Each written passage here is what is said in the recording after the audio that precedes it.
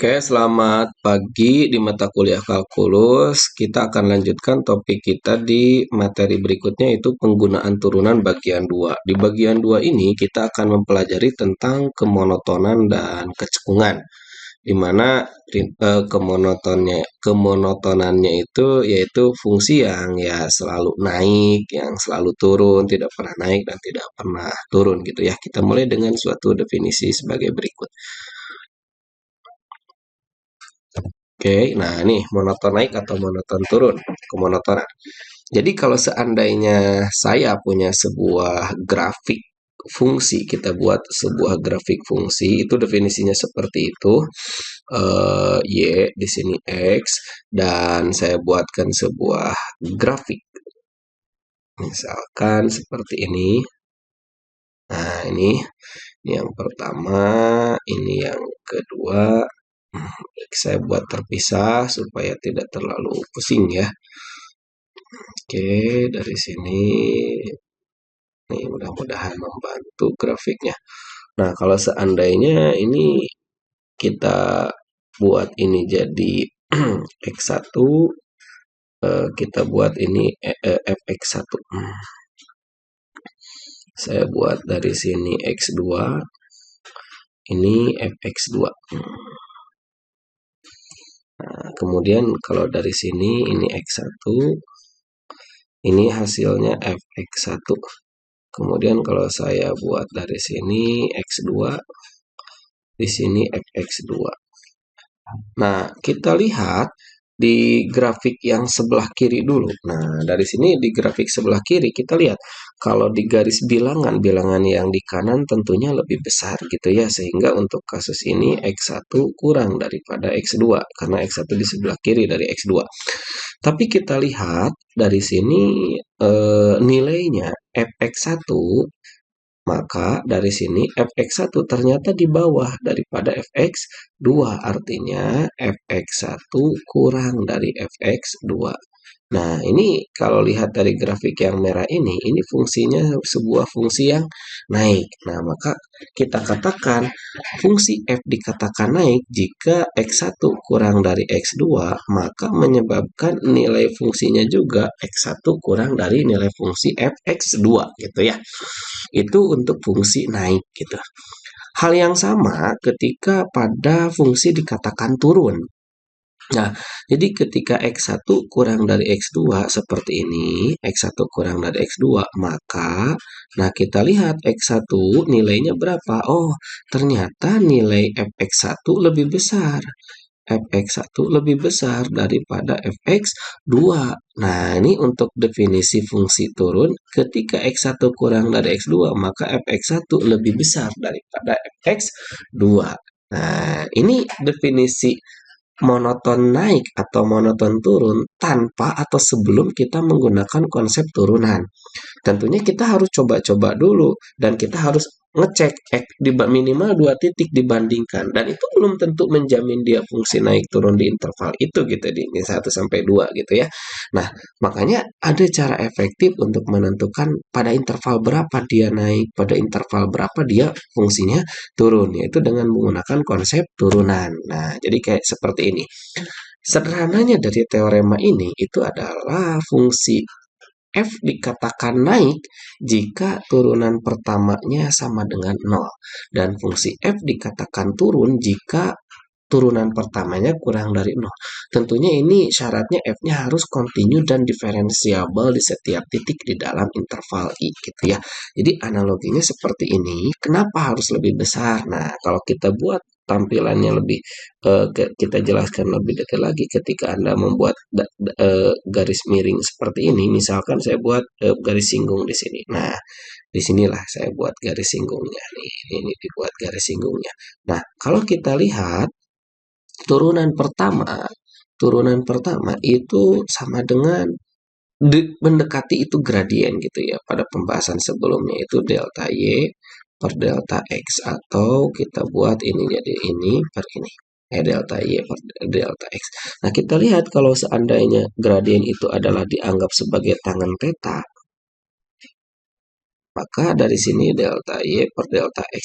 Nah, dari sini delta Y-nya itu positif. ini positif, sementara ini negatif. Positif juga karena ke kanan. Sehingga positif bagi positif pasti ini.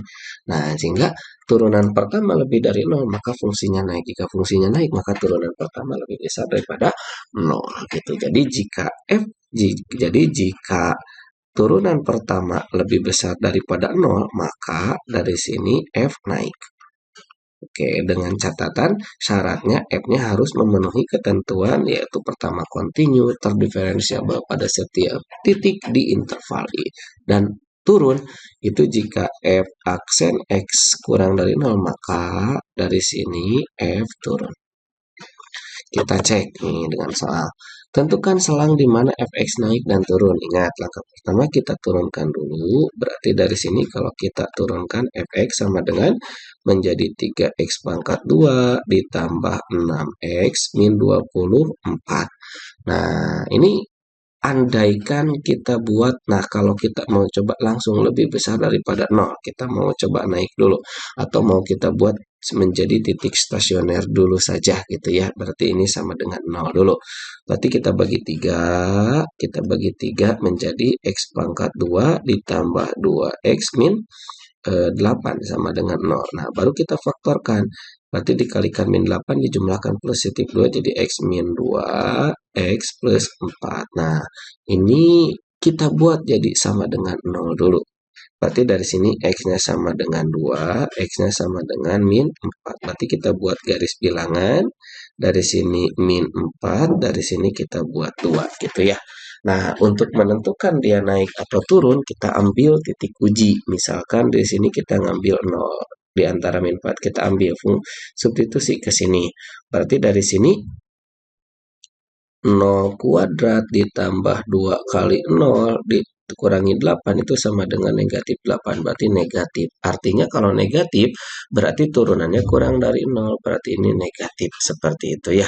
Nah, kemudian dengan analogi yang sama, kalau kita substitusi di sini 3, berarti dari sini 3 kuadrat, 2 kali 3, 6 tambah 9 dikurangi 8, itu berarti positif. Di sini positif, dari sini kita ambil misalkan X-nya min 5, berarti min 5 dikuadratin ditambah 2 kali min 5, nih, min 8. Ini pasti positif. Nah, berarti dari sini ini positif. Nah, positif itu dikatakan turun dan positif dikatakan naik dan negatif dikatakan turun. Nah, berarti ini naik pada interval ini turun dan ini naik. Nah, jadi fungsi f naik ambil yang positif pada interval.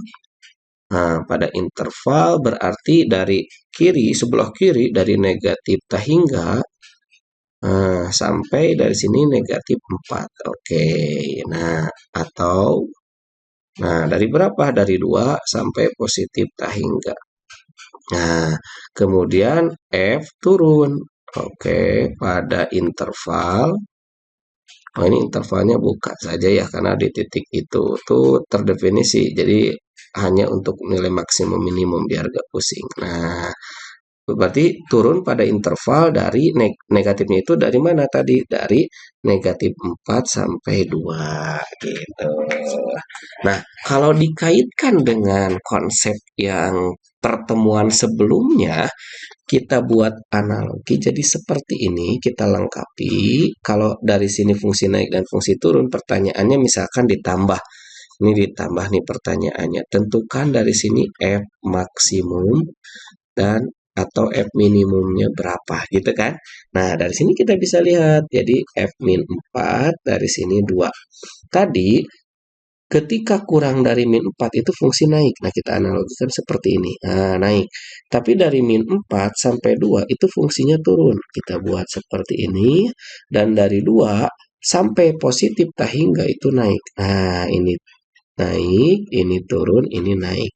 Nah, berarti kita katakan bahwa ini titik maksimum. Oke. Dan ini kita katakan titik minimum. Oke.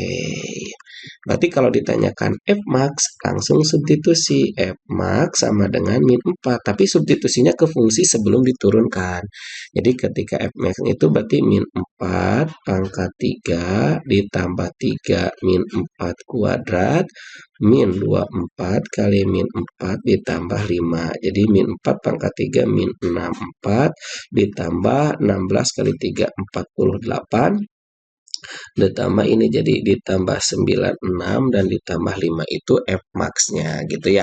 Kemudian kalau F min-nya tinggal disubstitusi yang 2 F min 2 berarti F min sama dengan 2 pangkat 3, 3 pangkat 2, 2 min 2, 4 pangkat 2 ditambah 5. Nah, seperti itu. Jadi turun dan naik juga itu bisa kita langsung menentukan nilai maksimum dan nilai minimum pada seperti pada pertemuan sebelumnya. Pak, ini untuk menentukan maksimum minimum kenapa tidak diuji ujung interval? Nah, di soal seperti ini itu intervalnya terbuka. Jika tidak disebutkan, maka ini pada interval dari negatif tahingga sampai positif tahingga. Jadi dari sini intervalnya itu dari min tahingga sampai tahingga. Jadi untuk poin pertama ujung-ujung interval tidak dapat kita cek. Jadi kita hanya ngecek langsung pada titik stasioner, titik di mana turunan pertama sama dengan 0. Seperti itu gitu ya. Jadi untuk menentukan fungsi naik dan turun seperti itu gitu. Kita lihat di sini materi berikutnya yaitu tentang kecekungan ya. Nah, tapi ada kasus di mana, nah tadi katanya salah satu nilai maksimum dan nilai minimum itu di titik stasioner. Nih, jadi titik stasioner di sini, titik stasioner di mana ini turunan pertamanya itu sama dengan 0. Ketika terjadi perubahan tanda awalnya plus kemudian min, maka itu maksimum. Atau sebaliknya, ketika terjadi perubahan awalnya min kemudian plus itu minimum. Nah, bagaimana kalau ada kasusnya seperti ini? Apakah ini namanya ketika ada fungsi seperti ini? Coba kita turunkan. Berarti dari sini jadi 3x kuadrat sama dengan 0. Nah, berarti ketika diturunkan berarti x-nya 0. Oke, berarti kita pakai garis bilangan 0. Nah, kita substitusi. Misalkan dari sini kita substitusi x-nya 1 ke fungsi setelah diturunkan 1 kuadrat sama dengan 3. Berarti positif. Artinya naik. Ketika substitusi di sini x-nya min 1. Berarti dari sini 3 min 1 pangkat 2 juga 3. Berarti positif naik. Nah, berarti kalau dari sini fungsinya naik, kemudian naik. Nah, ini fungsinya seperti apa gitu Pak Agung? Oke, nah ini yang akan menjadi pokok bahasan kita di tentang kecekungan gitu ya. Oh, supaya lebih paham juga, supaya lebih menambah pemahaman juga, kita cek bener gak fungsinya maksimum di min 4 dan minimumnya di 2 serta naiknya itu seperti ini. Rekan-rekan bisa coba nanti dengan menggunakan nanti aja lah nanti kita coba min 24x ditambah 5 tuh. Jadi kalau pakai Desmos grafiknya seperti ini tuh. Kalau kita perkecil tuh ini ketika x-nya min 4 ini paling tinggi tuh ke atas.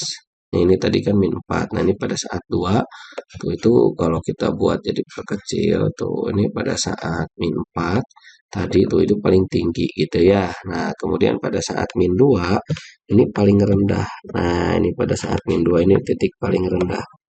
Nah, kita lihat. Bentar ini. Nah, ini pada saat ini sebentar. Kita lihat. Nih. Nih, ini pada saat nih. Ini titik tertinggi pada saat 4 kita cek dan ini titik terendah pada saat 2. Nah, ini pada saat 2. Nah, sebentar. Nah, ini pada saat 2, ini titik terendah ke bawah tuh. Tuh nilai minimum ya. Kemudian fungsi dari min 4 sampai 2 itu fungsinya turun gitu ya fungsinya. Oke. Nah, itu untuk pemahaman rekan-rekan nanti bisa coba diperdalam lagi dengan menggunakan Desmos gitu ya. Bener gak karakteristik grafiknya turun naik dari min 4 ke kiri atau kurang dari min 4 dan turun itu dari min 4 sampai 2 serta naik lagi dari 2 sampai tak hingga gitu ya. Nanti rekan-rekan bisa coba. Nah, kemudian materi berikutnya yaitu tentang kecekungan gitu ya. Nah, di kecekungan ini ibaratkan seperti mangkok gitu ya. Jadi kayak terbuka ke atas gitu. Berarti ini cekung ke atas gitu ya. Nah, tapi di sini rekan-rekan lupakan dulu tentang materi fungsi naik dan turun. Nah, ini kecekungan itu kayak kita kalau lagi makan dengan menggunakan mangkok itu mangkoknya itu terbuka ke atas. Nah, itu kita katakan itu cekung ke atas gitu ya. Tapi kalau mangkoknya kita buat terbalik itu berarti itu cekung ke bawah gitu ya. Nah, di sini cekung ke atas dan ke bawah itu dengan menggunakan teorema turunan kedua gitu ya. Jadi ketika F cekung ke atas, maka turunan keduanya itu lebih dari nol. Dan F cekung ke bawah jika turunan kedua itu kurang dari nol. Nah, seperti tadi yang disebutkan pada contoh sebelumnya, ini bagaimana kalau seperti ini? Nah, kalau seperti ini ketika menggunakan uji turunan pertama, kanan dan kiri nol itu tetap positif, artinya dari sini naik, dari sini naik. Nah, untuk itu kita cek dengan menggunakan uji turunan kedua. Nah, uji turunan kedua, ketika kita turunan kedua, berarti ini jadi 6x. Nah, berarti ini kalau dibuat 0, jadi x-nya sama dengan 0. Kita buat 0. Nah, kita cek ketika 1, berarti 6 kali 1 sama dengan 6, berarti positif. Dan ketika X sama dengan min 1, maka 6 kali min 1 sama dengan min 6, berarti negatif. Oh, ini ada perubahan, tapi turunan kedua. Nah, tadi kita lihat kalau turunan kedua apa? Kalau turunan kedua lebih dari 0, berarti cekung ke atas.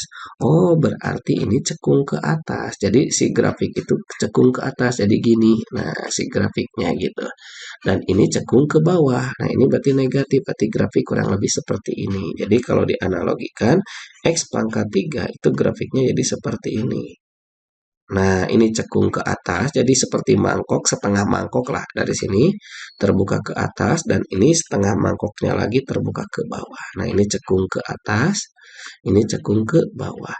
Nah, titiknya ini apa disebut? Nah, inilah yang disebut turunan kedua sama dengan 0, ini yang disebut sebagai titik belok. Gitu. Jadi definisi untuk titik belok seperti ini. Nah, ini. Jadi titik belok itu intinya turunan kedua, kanan kirinya berubah tanda. Jadi kalau seandainya seperti tadi, turunan keduanya itu misalkan ketika X sama dengan 0, Y sama dengan X pangkat 3. Turunan pertama 3X kuadrat. Turunan kedua itu sama dengan 6X sama dengan 0. Berarti ini plus, ini min. Nah, berarti ini cekung ke bawah, ini cekung ke atas. Nah, titik perubahan kecekungan itu disebut sebagai titik belok seperti itu gitu ya. Nah, sekarang seperti tadi yang sudah dijelaskan, ini kita lihat cekung ke bawahnya itu kurang dari 0 dengan menggunakan uji turunan kedua.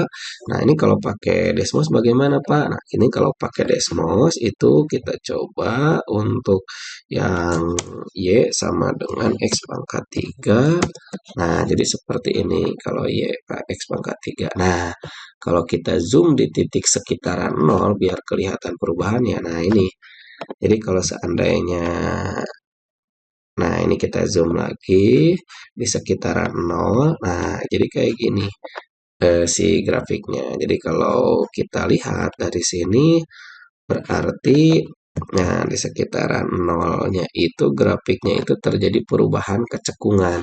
Jadi ketika kurang dari 0, berarti kan kurang dari 0 itu ke sini. Nah, ini si grafik itu seperti setengah mangkok tapi terbuka ke bawah, cekung ke bawah. Nah, ini berarti dari sini Y sama dengan X pangkat 3 cekung dari sini ke bawah, cekung bawah berarti dari sini untuk interval dari minta hingga sampai 0. Sementara untuk 0 sampai positif tak hingga dia setengah mangkok terbuka ke atas. Berarti dari sini cekung ke bawah, dari sini cekung atas itu dari 0 sampai positif tak hingga gitu. Jadi dari sini sampai ke sini itu tak hingga. Sementara di sini titik 0, 0,0 itu yang disebut sebagai titik belok. Gitu. Jadi dia hanya berbelok. Jadi dari sini hanya berbelok. Seperti itu gitu ya. Oke. Oke, mungkin itu untuk pertemuan aplikasi turunan yang kedua, penggunaan turunan kedua untuk kecakungan. Semoga paham apa yang tadi sudah dijelaskan. Terima kasih. Selamat pagi. Assalamualaikum warahmatullahi wabarakatuh.